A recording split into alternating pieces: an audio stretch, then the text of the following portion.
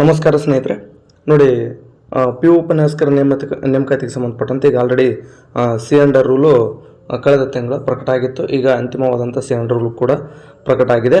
ಮತ್ತು G K ಪತ್ರಿಕೆ ಇದೆಯಾ ಅಥವಾ ಮತ್ತು ಇದರ ಜೊತೆಗೆ ಅರ್ಜಿ ಸಲ್ಲಿಕೆ ಯಾವಾಗ ಅನ್ನುವಂಥದ್ರ ಬಗ್ಗೆ ನಾವು ಈ ಒಂದು ವಿಡಿಯೋದಲ್ಲಿ ಡಿಸ್ಕಸ್ ಮಾಡೋಣ. ಅದಕ್ಕೂ ಮುಂಚೆ ನೀವೇನಾದರೂ ನಮ್ಮ ಯೂಟ್ಯೂಬ್ ಚಾನಲ್ಗೆ ಸಬ್ಸ್ಕ್ರೈಬ್ ಆಗಿಲ್ಲ ಅಂದರೆ ದಯವಿಟ್ಟು ಸಬ್ಸ್ಕ್ರೈಬ್ ಮಾಡ್ಕೊಳ್ಳಿ.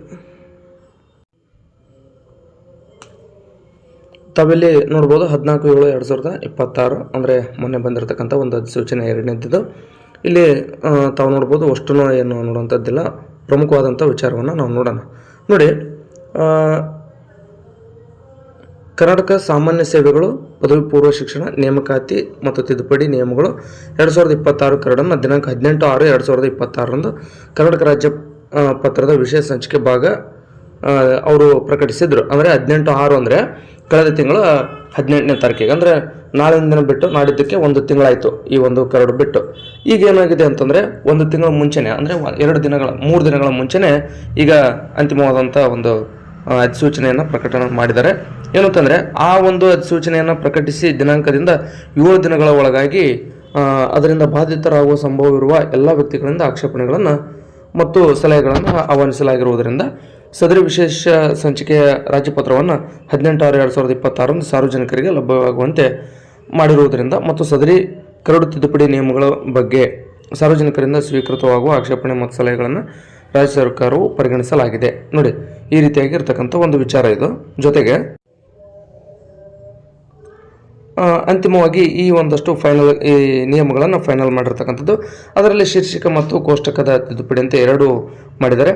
ಶೀರ್ಷಿಕೆ ಮತ್ತು ಪ್ರಾರಂಭ ಅಂದರೆ ಈ ನಿಯಮಗಳನ್ನು ಕರ್ನಾಟಕ ಸಾಮಾನ್ಯ ಸೇವೆಗಳು ಅಂದರೆ ಪದವಿ ಪೂರ್ವ ಶಿಕ್ಷಣ ನೇಮಕಾತಿ ತಿದ್ದುಪಡಿ ನಿಯಮಗಳು 2026 ಅಂತ ಕರಿಬೇಕಾಗುತ್ತೆ. ಇನ್ನು ಮುಂದೆ ಶೀರ್ಷಿಕೆ ಈ ರೀತಿ ಕರಿಬೇಕು. ಜೊತೆಗೆ ಈ ನಿಯಮಗಳು ಕರ್ನಾಟಕ ರಾಜ್ಯ ಪತ್ರದಲ್ಲಿ ಅಂತಿಮವಾಗಿ ಪ್ರಕಟಗೊಂಡ ದಿನಾಂಕದಿಂದ ಜಾರಿಯಾಗತಕ್ಕದ್ದು. ಇನ್ನೊಂದು ನೋಡಿ, ಕೋಷ್ಟಕದ ತಿದ್ದುಪಡಿ. ಇಲ್ಲಿ ಬಹು ಮುಖ್ಯವಾಗಿರ್ತಕ್ಕಂಥ ವಿಚಾರ ಏನು ಅಂತಂದರೆ 2013 ಕೋಷ್ಟಕದ ಕ್ರಮ ಸಂಖ್ಯೆ 10ರಲ್ಲಿ ಉಪನ್ಯಾಸಕರು ಸರ್ಕಾರಿ ಪದವಿ ಪೂರ್ವ ಕಾಲೇಜುಗಳು ಅಂತ ಕಾಲೇಜುಗಳ ಅಂಕಣ ಸಂಖ್ಯೆ 4ರಲ್ಲಿನ ಆಯ್ಕೆ ವಿಧಾನ ಶೀರ್ಷಿಕೆಯ ಕೊನೆಯಲ್ಲಿ ಈ ಕೆಳಗಂಡಂತೆ ಸೇರ್ಪಡೆ ಮಾಡತಕ್ಕದ್ದು. ಅಂದರೆ ಇದನ್ನು ಅಲ್ಲಿ ಸೇರ್ಪಡೆ ಮಾಡಬೇಕಾಗುತ್ತೆ. ಏನಂದರೆ ನೇರ ನೇಮಕಾತಿ ಆದರೂ ಒಂದ್ರಿ ಅಥವಾ ಬಡ್ತಿ ಮೂಲಕನಾದರೂ ನೀವು ನೇಮಕಗೊಳ್ರಿ. ಒಟ್ಟಾರೆಯಾಗಿ ಪಿ ಯು ಉಪನ್ಯಾಸಕರಾಗಿ ನೇಮಕಗೊಂಡ್ರೆ ಅಂದರೆ ಎಕ್ಸಾಮ್ ಬರೆದು ಅಂದರೆ ಈ ಹೊಸದಾಗಿ ನೇಮಕಾತಿ ಆದರೂ ಅಥವಾ ಹೈಸ್ಕೂಲಿಂದ ಪಿ ಯುಗೆ ಬಡ್ತಿಯನ್ನು ಹೊಂದಿದ್ರು, ಇನ್ನು ಮುಂದೆ ನೇಮಕಗೊಳ್ಳತಕ್ಕಂಥ ಉಪನ್ಯಾಸಕರು ಸರ್ಕಾರ ನಿರ್ದಿಷ್ಟಪಡಿಸಿದ ಶಿಕ್ಷಣ ಸಂಸ್ಥೆಗಳಲ್ಲಿ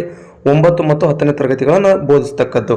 ಈ ವಿಚಾರಕ್ಕೋಸ್ಕರ ಅಂದರೆ ಈ ಒಂದು ಗೆಜೆಟನ್ನು ಅಂದರೆ ಈ ಒಂದಷ್ಟು ನಿಯಮಗಳನ್ನು ಬದಲಾವಣೆ ಮಾಡಬೇಕಾಗಿತ್ತು. ನಿಯಮಗಳ ಬದಲಾವಣೆಗೋಸ್ಕರ ಪಿ ಯು ಉಪನ್ಯಾಸಕರ ನೇಮಕಾತಿ ಸ್ವಲ್ಪ ನೆನೆಗುದಿಗೆ ಬಿದ್ದಿತ್ತು. ಈಗ ಅಂತಿಮವಾಗಿ ಎಲ್ಲವೂ ಕೂಡ ಬಗೆಹರಿದಿರ್ತಕ್ಕಂಥದ್ದು. ಅಂದರೆ ಇನ್ನೇನು 9th 10th ಕೂಡ ಅಂದರೆ ಹೊಸದಾಗಿ ಈಗ ಪಿ ಯು ಉಪನ್ಯಾಸಕರ ನೇಮಕಾತಿ ಆಯಿತು ಅಂದರೆ ಅಲ್ಲಿ ನೇಮಕಗೊಳ್ತಕ್ಕಂಥ ಉಪನ್ಯಾಸಕರು 9th ಮತ್ತು 10th ಬೋಧಿಸಬೇಕಾಗುತ್ತೆ. ಇದಕ್ಕೆ ಕಾರಣ ಏನಂತಂದರೆ ಸೆಂಟ್ರಲ್ ಗೌರ್ಮೆಂಟ್ ರೂಲ್ಸು ಕೂಡ ಇದೆ. ಏನಂತಂದರೆ 9th to 12th ಅಂದರೆ 1ರಿಂದ 5 PST, 6ರಿಂದ 8 GPT, 9th-ರಿಂದ 12th ಇದು ಹೊಸ ಕೆಡರ್ನಾಗಿ ಮಾಡ್ಬೋದು. ಯಾಕಂದರೆ 9th 10th ಅಂತಕ್ಕಂಥದ್ದು HST ಇದೆ, ಫಸ್ಟ್ ಇಯರ್ ಸೆಕೆಂಡ್ ಇಯರ್ ಅಂತಕ್ಕಂಥದ್ದು ಪಿ ಯು ಇದೆ.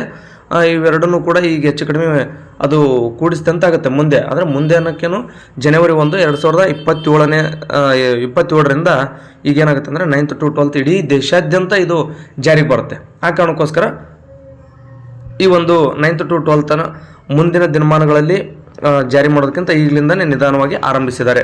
ಮತ್ತು 9th to 12th ಒಂದು ವೇಳೆ ಸಿ ಅಂಡರ್ ರೂಲ್ ಈ ರೀತಿ ಮಾಡಿ ಅಂದರೆ ನಾ ಹೇಳೋದನ್ನು ಅರ್ಥ ಮಾಡ್ಕೊಳ್ರಿ, 9ರಿಂದ 12ನೇ ತರಗತಿ ಈ ರೀತಿಯಾಗಿ ನೇಮಕಾತಿ ಮಾಡ್ಕೊಂಡಿದ್ರೆ, ಈಗ ಉದಾಹರಣೆಗೆ ನೋಡಿ, ಮೊನ್ನೆ ಏನಾಗಿದೆ HSTR ಸಿ ಅಂಡರ್ ಬಿಟ್ಟಿದ್ದಾರೆ. ಅಂದರೆ ಅಲ್ಲಿ 9th 10th ಅಷ್ಟೇ ಪಾಠ ಮಾಡ್ತಾರೆ. ಈಗ ಪಿ ಯುದ್ ಬಿಟ್ಟಿದ್ದಾರೆ. ಪಿ ಯುದವರಿಗೆ ಫಸ್ಟ್ ಇಯರ್ ಸೆಕೆಂಡ್ ಇಯರ್ ಜೊತೆಗೆ 9th ಮತ್ತು 10th ಹೆಚ್ಚುವರಿ ಸೇರಿಸಿದ್ದಾರೆ. ಆದರೆ ಇಷ್ಟೆಲ್ಲ ಮಾಡೋದಕ್ಕಿಂತ ಹೊಸದಾಗಿಯೇ 9th to 12th ಅಂತಲೇ ಒಂದು ನೋಟಿಫಿಕೇಷನ್ ಮಾಡ್ಬೋದಾಗಿತ್ತು. ಅಂದರೆ ನೇಮಕಾತಿ ಅಧಿಸೂಚನೆ ಈ ರೀತಿ ಒಂದಷ್ಟು ನಿಯಮಗಳನ್ನು ರಚನೆ ಮಾಡಿ ಈ ನೇಮಕಾತಿ ಅಧಿಸೂಚನೆಯನ್ನು ಹೊರಡಿಸ್ಬೋದಾಗಿತ್ತು. ಆದರೆ 9th to 12th ಮಾಡಿದರೆ ಒಂದು PG ಕಂಪಲ್ಸರಿ ಮಾಡಬೇಕು, ಜೊತೆಗೆ TET ಪೇಪರ್ 3 ಮಾಡಬೇಕಾಗಿತ್ತು. ಅದಕ್ಕೋಸ್ಕರ ಏನು ಮಾಡಿದರೆ, ಇದೊಂದು ಬಾರಿ ಹಳೆ ಸಿ ಅಂಡರ್ ರೂಲ್ಗಳೇನಿದ್ದಾವೆ ಅಥವಾ ಹಳೆ ನಿಯಮಗಳೇನಿದ್ದಾವೆ ಕೆಲವಷ್ಟು ಅವುಗಳ ಪ್ರಕಾರನೇ ನೇಮಕಾತಿ ಮಾಡ್ತಾರೆ. ಅಂದರೆ 2027 ಜನವರಿ 1ರಿಂದ 9th ಟು 12th ಬೋಧಿಸುವಂಥ ಶಿಕ್ಷಕರು ಏನಿದ್ದಾರೆ ಅಥವಾ ಉಪನ್ಯಾಸಕರು ಏನು ಅನಿಸ್ಕೊಳ್ತಾರೆ ಅವರೆಲ್ಲರದು PG ಆಗಿರಬೇಕು ಮತ್ತು TET ಪೇಪರ್ 3 ಆಗಿರಬೇಕು. ಅಂದರೆ TET ಇನ್ನು ಮುಂದೆ ಕಂಪಲ್ಸರಿ ಆಗುತ್ತೆ. ಆದರೆ ಎಲ್ಲರ ಅದೃಷ್ಟ ಎನ್ನುವಂತೆ ಇದೊಂದು ಬಾರಿ TET ಇಲ್ಲದೇ ಕೇವಲ PG ಮತ್ತು BEd ಮೇಲೆ PU ಉಪನ್ಯಾಸಕರ ನೇಮಕಾತಿ ನಡೆಯುತ್ತೆ.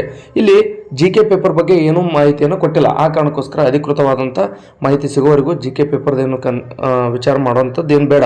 ನಿಮ್ಮ ಸಬ್ಜೆಕ್ಟ್ ಏನಿದೆ ಆ ಸಬ್ಜೆಕ್ಟನ್ನು ಮಾತ್ರ ಓದ್ತಾ ಹೋಗಿ. ಯಾಕಂದರೆ ಇಲ್ಲಿ GKನೇ ಕೊಟ್ಟಿಲ್ಲ ಅಂತಂದಮೇಲೆ ಸುಮ್ಮನೆ ಅದೆಲ್ಲ ಚರ್ಚೆ ನಡೀತಾ ಇದೆ. ನೀವು ಕೂಡ ಕೆಲವಷ್ಟು ಹಳೆ ವಿಡಿಯೋಗಳಿಗೆ ನೀವು ಹಿಂದಿನ ವಿಡಿಯೋಗಳಿಗೆ ನೀವು ಕಮೆಂಟ್ ಮಾಡಿದ್ರಿ, ಅಂದರೆ GK ಪೇಪರ್ ಇರುತ್ತಾ ಅಂತೇಳಿ ಕಾಶಿ. ಅದು ಅಸಿಸ್ಟೆಂಟ್ ಪ್ರೊಫೆಸರ್ಗಿದೆ. ಆದರೆ PU ಉಪನ್ಯಾಸಕರ ನೇಮಕಾತಿಗೆ ಪತ್ರಿಕೆ 1 ಮತ್ತು ಪತ್ರಿಕೆ 2 ಅಂತೇಳಿ 2 ಪೇಪರ್ಸ್ ಇರ್ತವೆ. 2 ಪೇಪರ್ ಕೂಡ ನಿಮ್ಮ ಸಬ್ಜೆಕ್ಟೇ ಆಗಿರುತ್ತೆ. ಅದಕ್ಕೋಸ್ಕರ ಇಲ್ಲಿ GK ಪೇಪರ್ ಏನು ಸದ್ಯಕ್ಕಿಲ್ಲ. ಒಂದು ವೇಳೆ ಏನಾದರೂ GK ಪೇಪರ್ ಇದ್ದಿದ್ರೆ ಇಲ್ಲೇ ಒಂದಷ್ಟು ನಿಯಮಗಳನ್ನು ಬದಲಾವಣೆ ಮಾಡ್ಬೋದಾಗಿತ್ತು. ಅಂದರೆ ನೇರ ನೇಮಕಾತಿಗೆ ನಾವು GK ಪೇಪರ್ನ ಕೂಡ ಆ್ಯಡ್ ಮಾಡ್ತೀವಿ ಅಂತ ಮಾಡ್ಬೋದಾಗಿತ್ತು.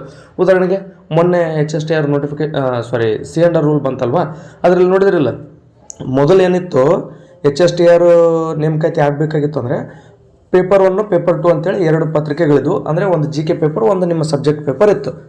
ಆದರೆ ಈಗ ಏನು ಮಾಡಿದರೆ C&R ರೂಲ್ ತಿದ್ದುಪಡಿಯನ್ನು ಮಾಡಿ ಅಲ್ಲಿ GK ಪೇಪರ್ನ 150 ಮಾರ್ಕ್ಸ್ಗೆ ಮತ್ತು ನಿಮ್ಮ ಒಂದು ಸಬ್ಜೆಕ್ಟ್ನು ಕೂಡ 150, ಅದರಲ್ಲಿ 50 OMR ಇದ್ದರೆ ಇನ್ನು 50 ಡಿಸ್ಕ್ರಿಪ್ಟಿವ್ ಅಂದರೆ ವಿವರಣಾತ್ಮಕವಾಗಿ ಉತ್ತರಿಸುವಂಥದ್ದು ಇದೆ. ಹಾಗೆಯೇ 3ನೇ ಪೇಪರ್ ಇದೆ, ಅಲ್ಲಿ 50 ಕನ್ನಡ ಮತ್ತು 50 ಇಂಗ್ಲೀಷ್ಗೆ ನೀವು ವಿವರಣಾತ್ಮಕವಾಗಿ ಬರೀಬೇಕಾಗುತ್ತೆ, ಅಂದರೆ ಡಿಸ್ಕ್ರಿಪ್ಟಿವ್ ಇರುತ್ತೆ. ಈ ರೀತಿಯಾಗಿ C&Rನ HSTR ಹೆಂಗೆ ಬದಲಾವಣೆ ಮಾಡಿದ್ರು ಹಾಗೆಯೇ PUದು ಕೂಡ ಬದಲಾವಣೆ ಆಗಿತ್ತು ಅಂದರೆ ಆಗ GK ಪೇಪರ್ ಇಲ್ಲಿ ಬರುತ್ತೆ ಅಂತ ನಾನು ಹೇಳ್ಬೋದಿತ್ತು. ಬಟ್ ಇಲ್ಲಿ ಏನು GK ಪೇಪರ್ಗೆ ಸಂಬಂಧಪಟ್ಟಂಥ ಮಾಹಿತಿ ಇಲ್ಲ. ಆ ಕಾರಣಕ್ಕೋಸ್ಕರ ಮುಂದೆ ಏನಾದರೂ ಅಧಿಕೃತವಾದಂಥ ಮಾಹಿತಿಗಳು ಸಿಕ್ಕರೆ ನಿಮಗೆ ಖಂಡಿತವಾಗ್ಲೂ ತಿಳಿಸ್ತೀನಿ. ಸದ್ಯಕ್ಕೇನಿದೆ ನಿಮ್ಮ ಒಂದು ಸಬ್ಜೆಕ್ಟ್ ಏನಿದೆ ಅದನ್ನು ಮಾತ್ರ ಓದಿ. ಈ GK ಪೇಪರ್ ಬಗ್ಗೆ ಏನು ತಲೆ ಕೆಡಿಸ್ಕೊಳ್ಳೋಂಥ ಅವಶ್ಯಕತೆ ಬೀಳೋದಿಲ್ಲ ಅನ್ನುವಂಥ ವಿಚಾರವನ್ನು ಸ್ಪಷ್ಟಪಡಿಸ್ತೇನೆ. ಇನ್ನೊಂದು ಏನಂತಂದರೆ ನೋಡಿರಿ, ಇದು ಬಹುತೇಕ ತುಂಬ ಅದೃಷ್ಟ ಅಂತಲೇ ಹೇಳ್ಬೋದು. ಯಾಕಂದರೆ ಒಂದು ವೇಳೆ ಏನಾದರೂ ಈ ವರ್ಷ ಆಗಿರಲಿಲ್ಲ ನೋಟಿಫಿಕೇಷನ್ ಅಂತಂತಂದರೆ, ಒಂದು ವೇಳೆ ಈ ವರ್ಷ ನೋಟಿಫಿಕೇಷನ್ ಆಗಲಿಲ್ಲ ಅಂತಂದರೆ 9th to 12th ನೋಟಿಫಿಕೇಷನ್ ಮಾಡಬೇಕಾಗುತ್ತೆ 2027 ಜನವರಿ 1ರಿಂದ. ಅವಾಗ PG ಹೋಗ್ಲಿ ಬಿಡ್ರಿ, ಏನೋ PG ಕಂಪ್ಲೀಟ್ ಮಾಡ್ಕೊಂಡಿರ್ತೀರಿ, ಸರಿ ಹೋಯ್ತು. ಆದರೆ ಹೊಸದಾಗಿ ಮತ್ತೆ ಪೇಪರ್ 3 TET ನಡೆಸಬೇಕಾಗುತ್ತೆ. ಅಂದರೆ ಪೇಪರ್ 1 1ರಿಂದ 5ನೇ ಕ್ಲಾಸ್, ಪೇಪರ್ 2 6ರಿಂದ 8ನೇ ಕ್ಲಾಸ್. ಹಾಗೆಯೇ ಪೇಪರ್ 3 ಏನಿದೆ TETದು ಅದನ್ನು 9th to 12th ಮಾಡಬೇಕನ್ನೋಂಥ ವಿಚಾರ ಇದೆ. ಇದು ಆಲ್ರೆಡಿ ಬಿಹಾರದಲ್ಲಿ ಜಾರಿಗೆ ಬಂದಿದೆ. ಆದರೆ ನಮ್ಮ ರಾಜ್ಯದಲ್ಲಿ ಇನ್ನೂ 9th to 12th TET ಇನ್ನೂ ಕಡ್ಡಾಯಗೊಳಿಸಿಲ್ಲ.